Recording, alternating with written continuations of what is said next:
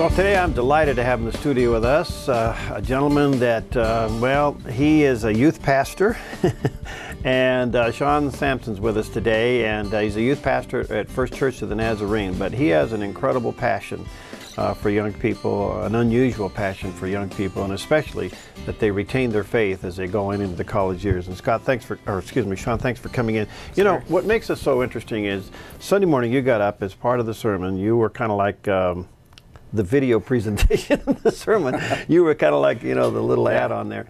And you shared some statistics about young people. And share that with us today. Yeah, the academic research is saying that anywhere from about 40 to 50% of kids that come up through our church program will actually walk away from the faith by the time they enter college. So from those 4 years out of high school, they end up just abandoning it, or sometimes we'll call it lockbox theory, that they just kind of shelve it for a while with the plan to pick it back up again, you know, after they're all done. But they're saying that's not really happening.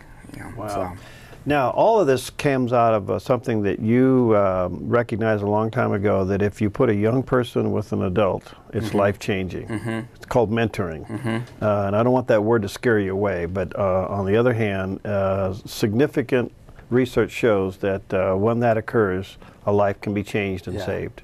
Yeah, one phrase we used to use a long time ago that we're kind of picking back up today is this idea of social capital.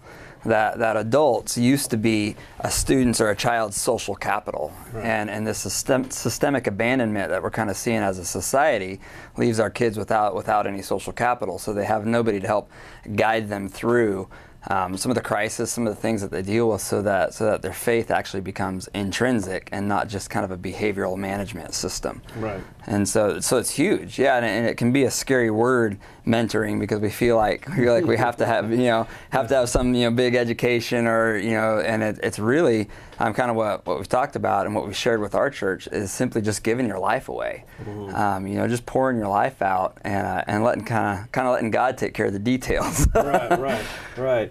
Well, we get calls here, people saying, could God ever use me? My life is such a wreck and a ruin. And I thought, you know what? You're perfect. Yeah. Because I've always said, whatever God saves you from or brings you through, He turns you around and makes you a minister too. So if you're coming out of a very upside down, whatever life, and you come to Christ and you think, well, maybe I'm just too damaged to be used. No, you're perfect to be used.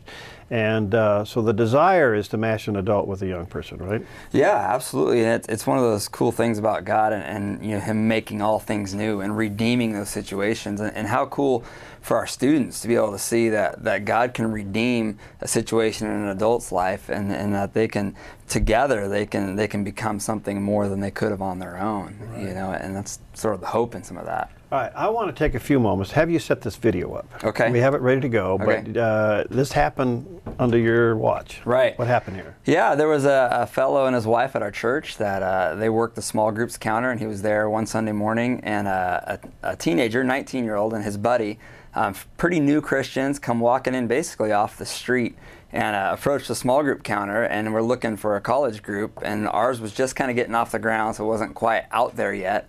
And so this gentleman, he was just like, you know what, I'm not sure what's out there, but why don't you come over to my house, and we'll see where we go from there. And I think the video kind of gives a little idea of what happened from that point. We're going to play this video. Take a look. What you can do if you just open up your life and let a young person in. Take a look.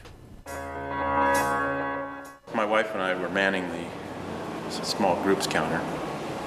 It was our month to do that. We walked over there and we saw Jim, and we're just like, we're looking for a college group. Anthony was a fairly new Christian, and Garrison was just coming back into it. And he's like, why don't you guys just come to my house and we'll have a little discussion and a little discipleship training, I guess. And he got us a pamphlet. We came over, he opened up his house. I realized that this was prime mentoring ground that we should explore. It was really one of the coolest things that I've ever seen. They were in our refrigerator within just a short time, and it was all right. We just kind of looked at each other and smiled. Two 19-year-old complete strangers who, they had no idea who we were, but I think we know each other pretty well now. We've had social periods together, It's been movie nights. We enjoy the same type of videos, and so it's felt so natural. And yet, I've really not dealt with that age group before. It's just, I mean, it's been truly a blessing. That's the best way I can describe it.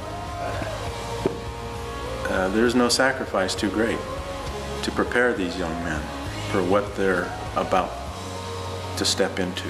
Garrison and I, we would have made it, only so far, being, young Christians, young followers, and to have somebody who's been through more than us, and is a strong holder of his faith. It's that right there can just skyrocket, That inspires me to continue this and open myself up to other young men that want to take this journey. No holds barred. Wow. What a story. Yeah.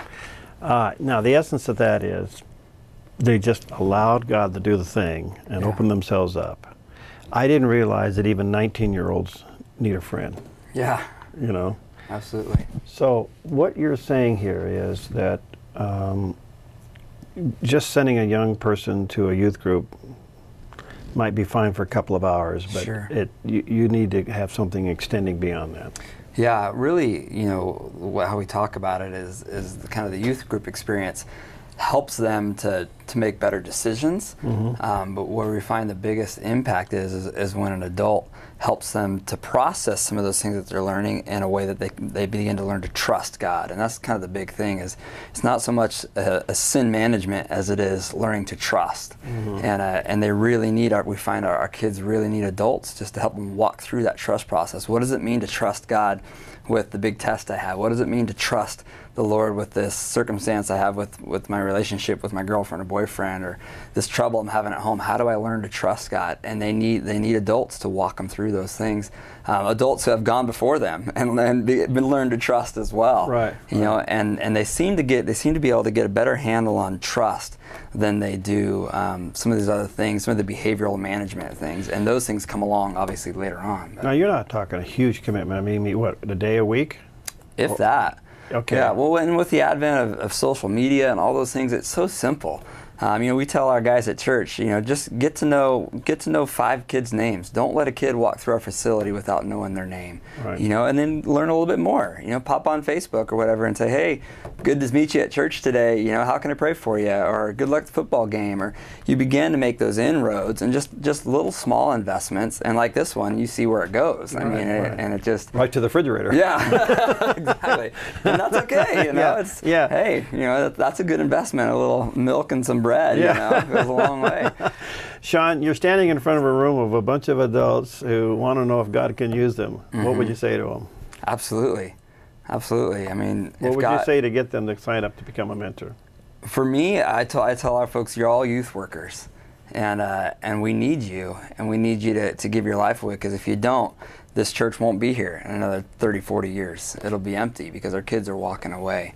And the circumstances that they face today, they simply need adults to come near, and not to be fancy, not to do anything crazy.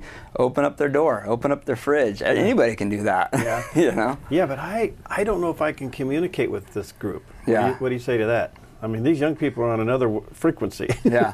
Well, pretty much everybody I know has a pair of ears, right? Yeah. Just listen. They just want your presence. They just want an ear. And you give it a little bit of time, and they'll talk your ear. You won't have to talk. You won't have to just listen and allow them to give you the opportunity. I tell my leaders that come into our group, just show up. That's your main task. Show up. Be present. They may not recognize it when you're there, but they recognize it when you're not there. Okay. And that's just the thing. Just be there and show up, and God will open the doors for those things. Are young people afraid of the future? I think they're excited about the future. I think they're, I think they sort of feel like they're rolling the dice sometimes, and they don't really know, and they're okay with that, but they're not. And so there's kind of a latent fear in that of what's coming.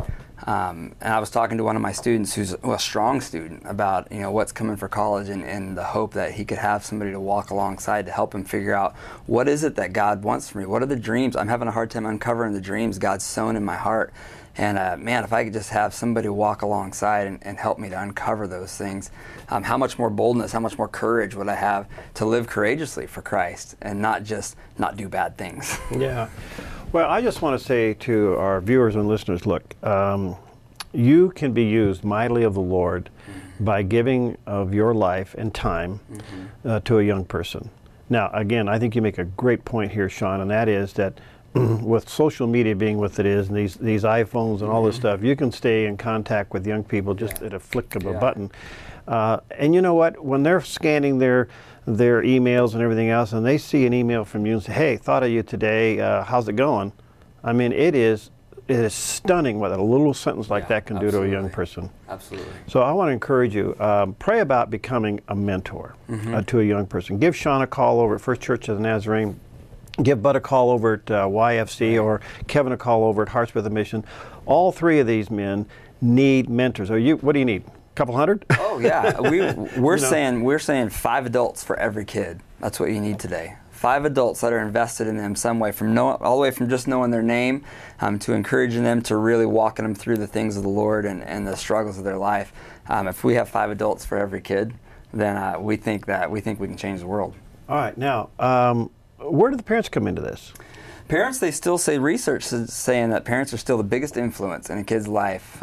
Friends, all those things are up there, but by far, their parents are still the largest influence. And so, coming alongside, and the thing is, parents need help. I was talking to some the other day, and they're just like, "Man, how we would kill to have another adult come in and invest their life in our kid, and just to help us along." Well, I've heard of testimonies where a mentor came into a family situation, and the parents also were ministered to because it was the bridge that needed to happen between the disconnect between the parent and the child, and it literally put the family back together. Right. So those things can happen as well. Oh, absolutely. I think it can transform an entire family because it takes some of the pressure off, of our parents and stuff as well. So now, in looking at the big landscape, there seems to be a genuine hunger among young people for truth or authenticity. It's both. It's both, because I think authenticity reveals truth. And they're tired of cookie cutter faith. Yeah. And they want a faith that's compelling.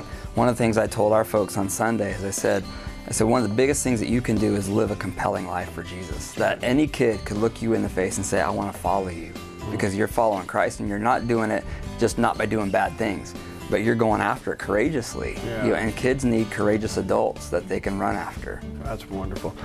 Shawn, thank you. Yeah, thank you. Keep up the good work, and let's keep this on the forefront. To me, it's a passion we're going to do a lot with here at theDove to keep people aware of the need for you. Now, don't nod your head at this and just say, "Yeah, this is a good subject."